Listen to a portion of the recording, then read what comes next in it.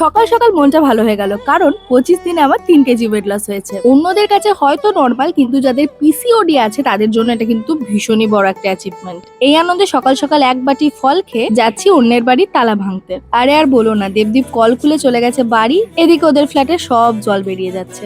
After a long টাইমের প্রচেষ্টা অবশেষে তালা বাবাজি ভেঙেছে।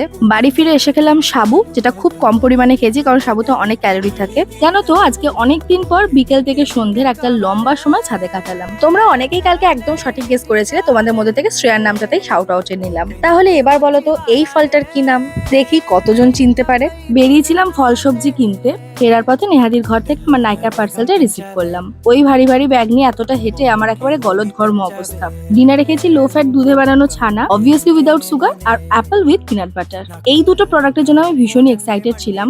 আর রিসেন্টলি আমি ল্যাকমে আইকনিকের এই কাজলটা ইউজ করছি। তো চলো আজকের মতো টাটা, দেখা হচ্ছে কালকে।